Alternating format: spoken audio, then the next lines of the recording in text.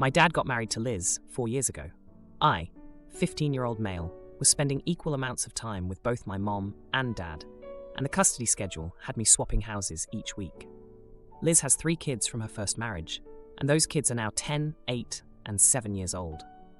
The kids were clingy from the day they moved in, but then in June and July 2020, I was living there exclusively because my mom ended up in the hospital. I couldn't do anything without the kids being in my face, and every time I asked Dad and Liz to help me stop them, they refused. And the kids didn't listen to me when I said no.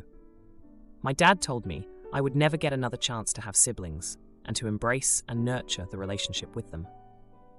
I told him this was making them feel more like burdens than siblings, and he told me I was too young to see them that way and dismissed my need for space. It was a huge relief when Mom got better and I could go to her house for breaks. By the time I was 12, I had asked my mom if she could go to court to change the custody deal so I could spend more time with her. I was 13 when it was successful. My dad was upset, and Liz was kinda mad that her kids would miss me more than they did while I was at Dad's. My uncles, Dad's brother and his husband, even said how strangely clingy the kids were, and they found it weird that every time I was with my mom, the kids would be asking when I would come home and why they couldn't see me. I wouldn't even be gone a day, and they would ask that. They started that before we even knew each other a year. I spend way less time with my dad now, and I went on vacation with him, Liz, and the kids last June, and it was miserable. My vacation basically consisted of spending all that week with the kids, following them around and doing stuff they liked. On Christmas Eve, I spent a few hours at Dad's because the court still asks for that.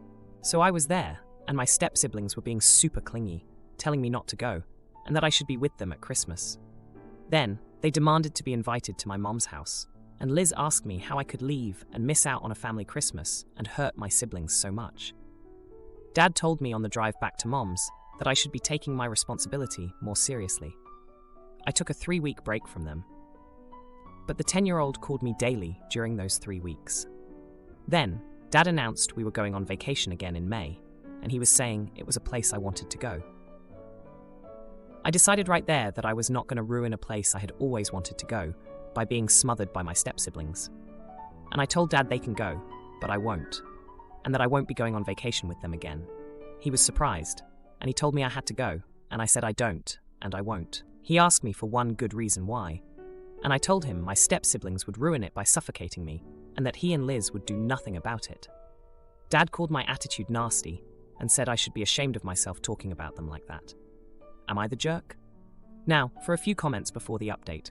Comment 1, not the idiot. Liz asked me how I could leave and miss out on a family Christmas.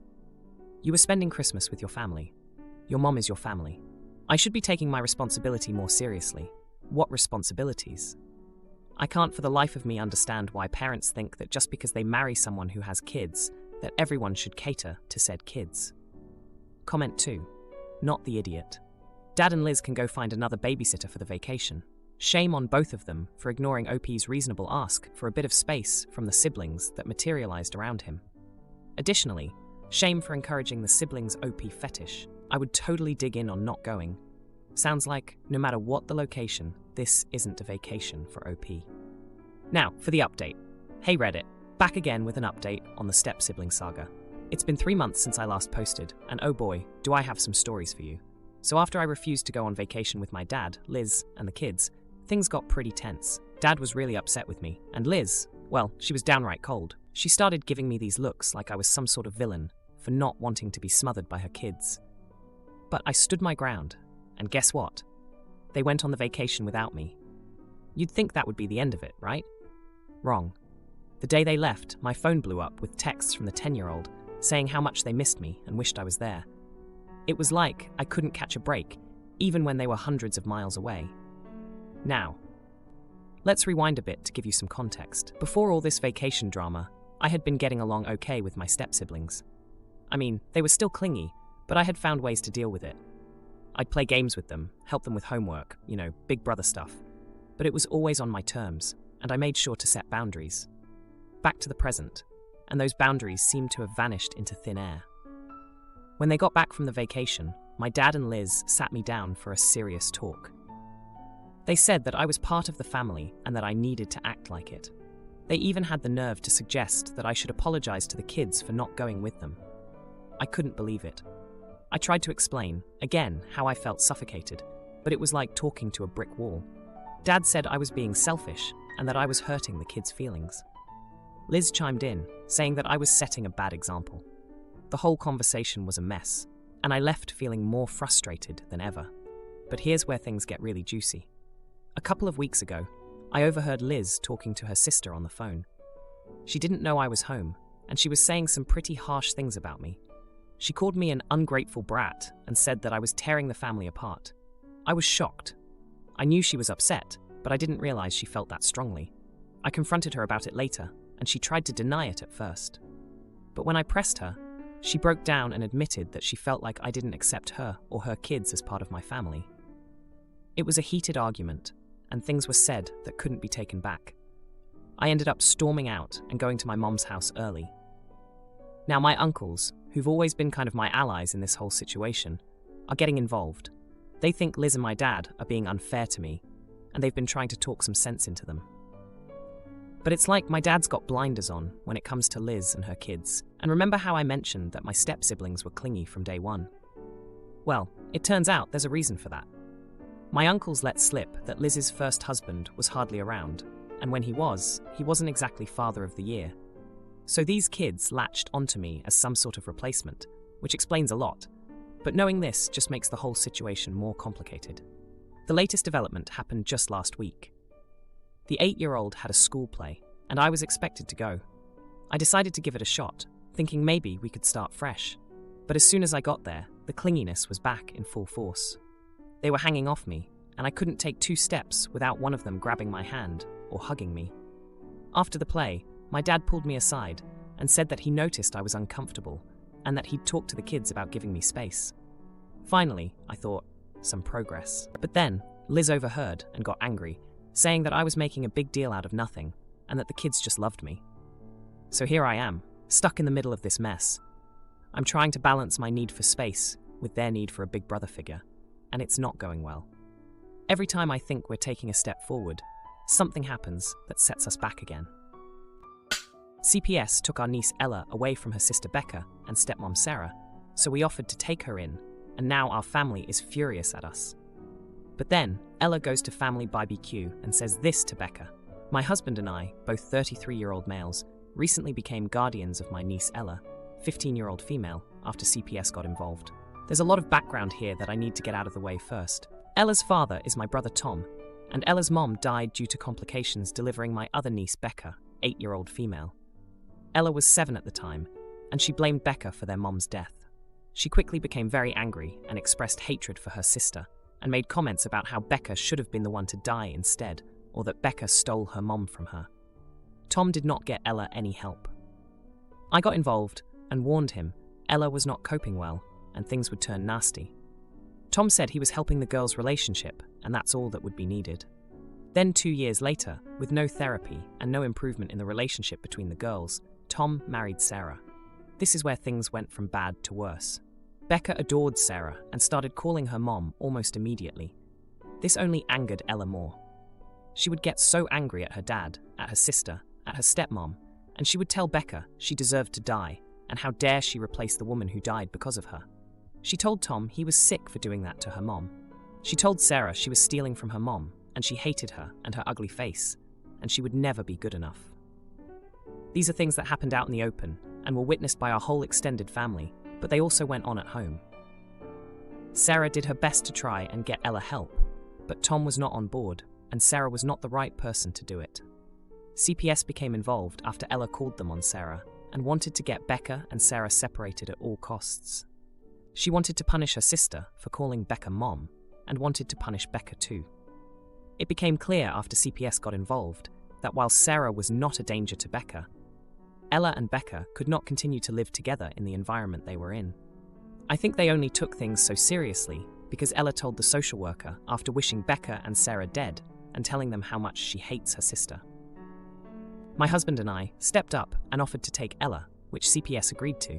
When I spoke to them about the rules and how things would be handled, they said not to set up visits with Tom or Becca for Ella, and to get Ella therapy. But they did say If we wanted to, we could attend larger family functions, even if they would be there. But it would likely be better not to. I already knew this. My husband and I discussed it, and we agreed we should all stay away while Ella is with us, and is still struggling as much as she is. I told my family what we had decided, and they did not understand why we couldn't have quick visits or make the effort to expose the girls to each other in short bursts.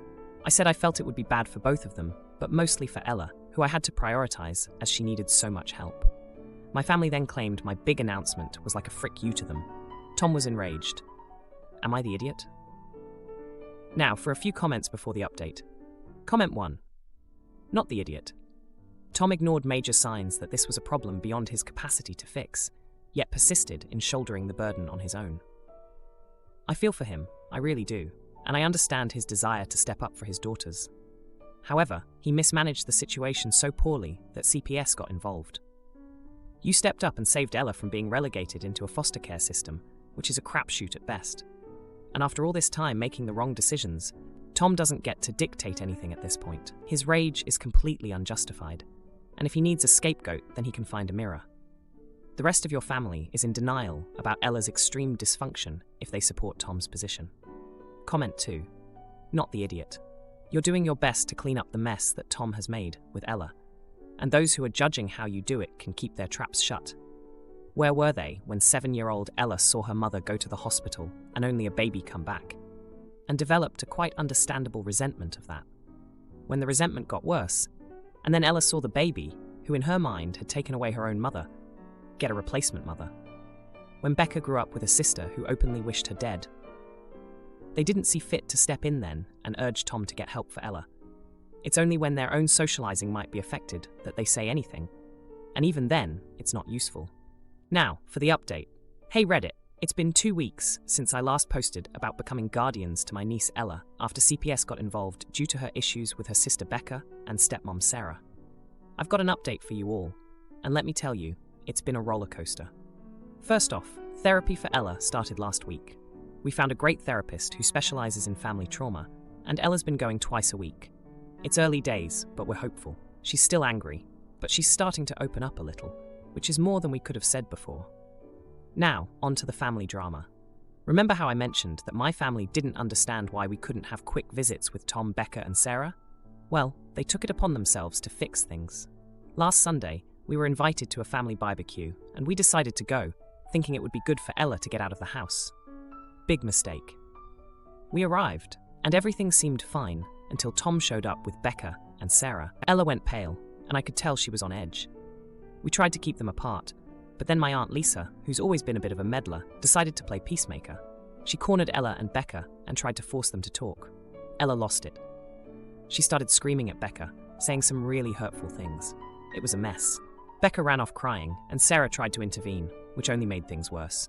Tom was furious. He accused us of not handling Ella properly and said we were making her hatred for Becca worse. We had a huge argument in front of everyone. My husband and I grabbed Ella and left. It was clear that family functions were off the table for the foreseeable future. But here's the twist. A few days after the BBQ disaster, we got a call from Tom. He was in tears. Sarah had left him. She couldn't handle the constant tension and Ella's outbursts anymore. Tom was devastated and, for the first time, he admitted he needed help with the girls. He asked if we could all sit down and talk, without Ella, to figure out a way forward. We met at a coffee shop, just Tom, my husband, and me. Tom confessed that he had been in denial about Ella's issues because he didn't want to face his own guilt over his wife's death. He said he realized that by not getting Ella help sooner, he had failed both his daughters. It was a tough conversation, but it felt like a turning point. We agreed on a plan. Tom would start attending therapy to deal with his own grief and guilt. We would continue to support Ella with her therapy, and once the therapist thought it was appropriate, we would start to facilitate small, controlled meetings between Ella and Becca, but only if Ella was ready and willing. The past 2 weeks have been a wake-up call for all of us. Ella's still struggling, but there's a glimmer of hope now that wasn't there before. Tom's starting to take responsibility, and we're all learning how to communicate better. It's going to be a long road, but we're committed to helping Ella and healing our family. As for the rest of the family, they've been surprisingly supportive since the barbecue incident. I think they finally understand the seriousness of the situation and why we've been so cautious.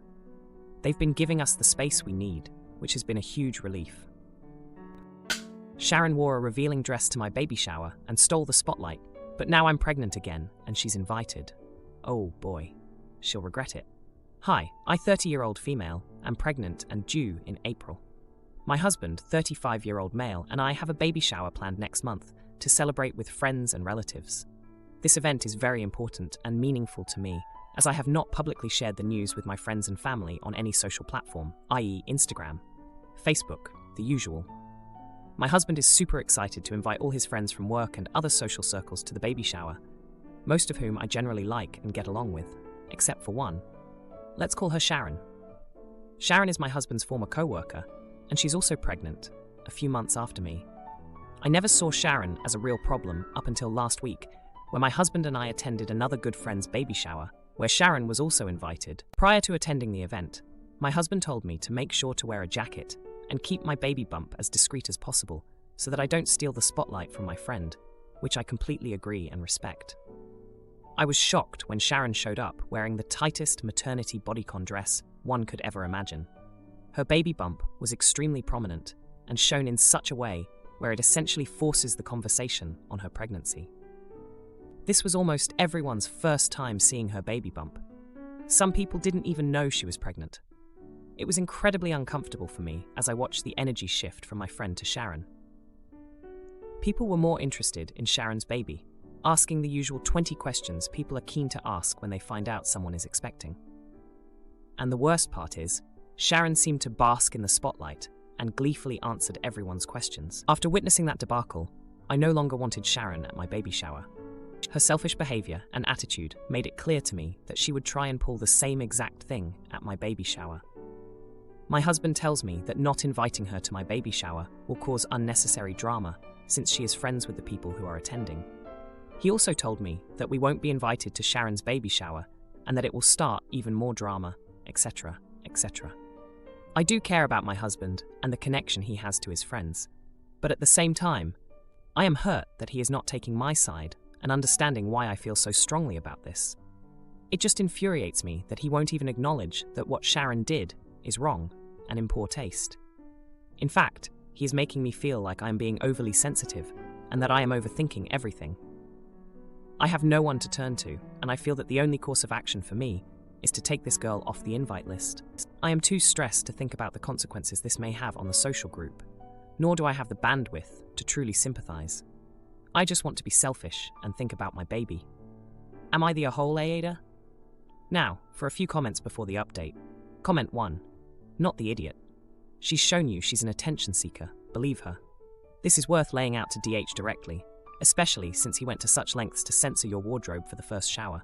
He didn't want you to look like a jerk, but he's totally okay with Sharon making you look like a jerk at your own party. Something smells a bit like a used diaper genie here, and it's coming from your husband's favoritism of another woman. His work friends' assumed perceptions should never be more important than your security, especially around something like a joint baby shower for your first kid. Comment 2. Everyone sucks here. Telling people how to dress to make sure no one talks to them about their baby is crazy. She may be an attention seeker, and those people are annoying, but dressed in a way that forces the conversation on her pregnancy.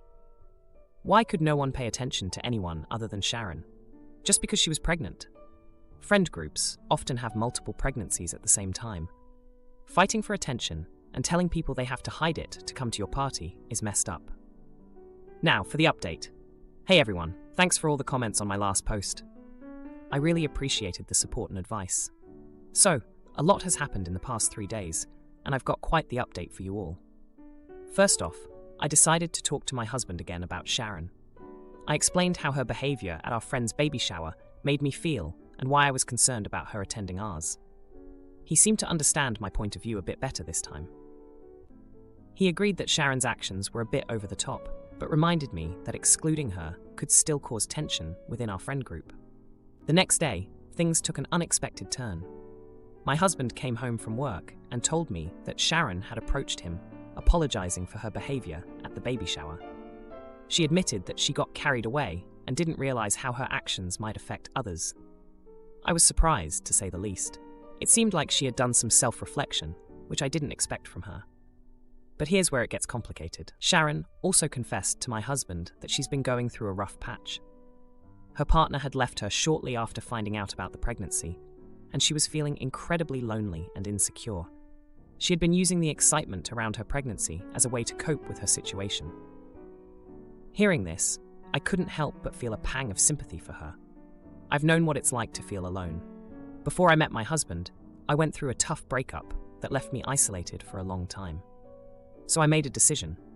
I reached out to Sharon and invited her for coffee. We had a long talk, and she opened up about everything she was going through. I shared a bit about my past struggles too, and it felt like we connected on a level we hadn't before. By the end of our conversation, I told her she was still welcome at the baby shower, but I asked her if we could keep the focus on our little one for the day. She agreed and seemed genuinely grateful for the second chance. Now, here's the jaw-dropping moment. At the baby shower, Sharon was true to her word. She dressed modestly and didn't try to draw attention to herself. But halfway through the event, she started feeling unwell. My husband and I were worried and insisted on taking her to the hospital. It turned out she was in early labor. The baby shower quickly turned into a chaotic rush to the hospital with Sharon. Our guests were left in shock, and the celebration we had planned was cut short. At the hospital, Sharon gave birth to a healthy baby boy. She was alone, without any family by her side, so my husband and I stayed with her throughout the delivery. After the birth, Sharon asked me to hold her son. As I looked down at the tiny baby in my arms, I felt a mix of emotions. I was happy for Sharon, but I also felt a sense of loss for the special day I had planned, and that had been so abruptly hijacked. In the end, my husband and I returned to our half-finished baby shower. Our friends were understanding, and we tried to salvage what was left of the day. We received many heartfelt gifts and well wishes, but the excitement had dimmed. If you like this video, you'll probably like these too. Also, while you're here, please consider subscribing. It's your support that keeps this channel alive and allows me to make better and longer videos. Have a great day.